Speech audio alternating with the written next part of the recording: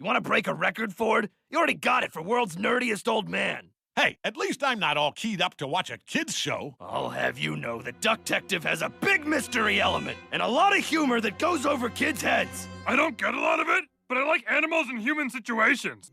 In my previous video, I mentioned how Amphibia turned 4 years old recently, on June 17 to be exact. However, just a couple days before that, on June 15, Gravity Falls turned 11 years old, which is crazy to think about. I was 11 years old when I first watched the show in 2012. That really puts into perspective how old it is, and how old I am currently. You can do the math there if you want. Anyways, as much as I personally prefer Amphibia for all the reasons I gave in past videos, I cannot deny that Gravity Falls is the better show from a statistical perspective. During its runtime, the show garnered so many fans, in fact probably the most out of any Disney TVA show. Even in the years following its conclusion, Gravity Falls still has a thriving community with enthusiastic fans, and the community is still growing. Also, for a Disney show that only lasted 2 seasons that aired within less than 4 years, it has quite a lot of name recognition, even among non-cartoon fans. I've seen how popular this show is, even within my 2 channels. The most popular video of this channel is related to Gravity Falls, and in my meme channel where I don't really upload there frequently nowadays, it's a Gravity Falls compilation video that's keeping the views up there. No other cartoon from Disney, apart from maybe Phineas and Ferb, can rival it in terms of its impact on Disney TVA and the general internet community. I mean, when was the last time you saw a Gravity Falls meme or clip during your usual social media scrolling? I assume it's very recent. So without a doubt, Gravity Falls' popularity is well up there compared to most cartoons. Not even the shows succeeding it can match it in its cultural impact. So what makes Gravity Falls stand apart from all of them, even years after it ended? In the way I see it, there are at least 3 factors: the timing, the marketing, and of course, the show itself. Gravity Falls first aired on June 15, 2012, which is around the time that other popular cartoons started airing. Adventure Time and Regular Show had their world premiere in 2010, The Amazing World of Gumball first aired in 2011, Steven Universe started airing in 2013. All these shows I mentioned started airing around the time when social media began to take off, with the rapid rise of platforms like YouTube, Twitter, Facebook, and so on. With these new platforms, fans have a new place where they could interact with each other and talk about their favorite show, whether it be any theories they had, or just to give praise or criticism of it. Of course, shows today also have fandoms that span across multiple social media platforms, and yet they still don't yield as big of attention. But what made shows like Gravity Falls particularly lucky in terms of timing was that it was shown well before the streaming wars began. That leads me to the next major factor that allowed Gravity Falls to become as popular as it did, was the marketing of it. Truth be told, Disney does not care that much about their own shows that air on cable TV nowadays. Yes, Disney still earns a good amount of revenue from cable, hence why Disney Channel still exists in the US, but they recognize that streaming is the next major step for them. Streaming services provide higher quality than cable in terms of viewing content because it's internet-based, but more importantly, streaming gives Disney more direct control over the distribution of their media. It's why many of Disney's popular shows and even movies now are only shown on the streaming platform. In fact, newer Disney TVA shows are shown on Disney Plus a lot sooner than ever before. None of this is to say that streaming is inherently worse than cable for shows like The Owl House, for example. Unless if you're a writer though, but that's a story for another time. The main problem is shows that aired around this time, 2019, 2020, and the start of the pandemic, fell victim to not only budget cuts because of a troublesome economy, but also the transition from cable to streaming. Okay, so how does this relate to Gravity Falls then? Well, Gravity Falls aired around a time when cable was still a primary way for people to watch TV shows. Sure, with the steady rise of internet streaming, the viewership of cable did go down throughout the 2010s, even during Gravity Falls' run. But the viewership of the show remained relatively high enough for Disney to actually give a shit about the show. The company actually did promote it rather decently, and Disney would have likely renewed the show for a 3rd season if it were not for Alex Hirsch choosing to end the show with the season 2 finale. Now, I'm not saying that Disney treated Gravity Falls and its creators very well. Alex Hirsch obviously has a lot of complaints about working with Disney, but it's not as bad compared to how other story-driven shows in recent years have been treated.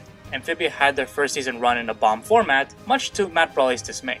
Then of course there's the True Colors fiasco, which was a major screw-up on Disney's end, which I did cover in an earlier video I made. Then there's The Owl House, which got its 3rd season cut short, forcing the crew to wrap up the story much sooner than they wanted. So looking back in hindsight, fans should be somewhat relieved that the show got to be shown rather close to the original vision that the creators had in mind. that leads me to the last major factor for why Gravity Falls is still so popular after all this time, which is, well, the show itself. Gravity Falls has pretty much everything that makes a cartoon excellent. Great animation, an interesting plot, amazing characters, and of course, meme-worthy comedic moments. Grunkle Stan, for example, is one of my all-time favorite characters from any show, movie, or story I've read or watched, largely because of how well written he is and how memorable his moments were. Hey, what about work? Kids! Why is Seuss eating his own pants? I even petitioned the government to have this day removed from calendars. Now I'm not allowed on airplanes. What the H? It's him! The horrible old man from the sky! Ah! Come on, kids. Want to go vandalize Mayor Tyler's mansion? Yay! Vandalism! Now sure, we all acknowledge that shows succeeding it were able to take what Gravity Falls did and create something new, arguably better than the original. But this was the show to kick off the story-driven era of cartoons for Disney TVA, leading to shows that grew to have large, enthusiastic fandoms of their own. Regardless of how good these recent shows may be, people will always remember the OG. Hey, that actually rhymes. Actually, what's interesting is that Gravity Falls still tops more recent shows in one key aspect, which is how it keeps the viewers engaged with its story. The writing of the show, like the quality of the characters, the pacing of the plot, and such, definitely contributes to viewer engagement. But one key thing the show still does best compared to later shows is how it leaves clues for what's next in the story. The system of codes and hidden Easter eggs in the show are very mind-boggling and fascinating, even compared to today's standards. Sure, Amphibia and the Owl House have its fair share of hidden Easter eggs, foreshadowing, and codes for fans to think about, but with Gravity Falls, not only was it the first popular Disney cartoon to do all this, but it did it in every episode of the show. Whenever you watch the end credits of each episode, for example, there's usually a cipher for people to decode, which may or may not hint towards what's next. In fact, it can be argued that the show did it too well, or its fans were just too smart for their own good. In the episodes leading up to Not What He Seems, fans were able to connect the dots and theorize that Grunkle Stan has a twin brother, and many believe he may be the author of the 3 journals. To try to throw them off, Alex Hirsch decided to troll everyone by showing a fake leak of who the author was. Now, I was not heavily involved with the fandom at the time, but if I was, I would have been losing my head over it because we did not know it was fake at the time. Now, why can't leaks with Amphibia and the Owl House turn out to be fake like this? Anyways, there are likely more reasons I can give to explain why Gravity Falls is as popular as it is, even for today, but to basically sum it all up, it was just the right show for the right time.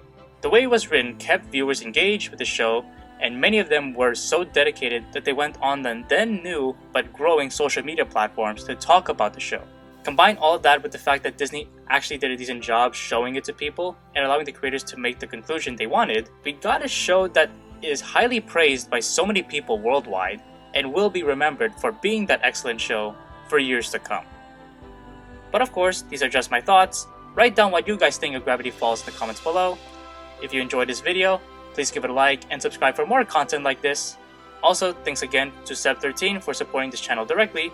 Your contribution helps us out, along with everyone else who watches these videos. Anyways, that's it for now. Thanks for watching. I hope you all have a great day. See you in the next one.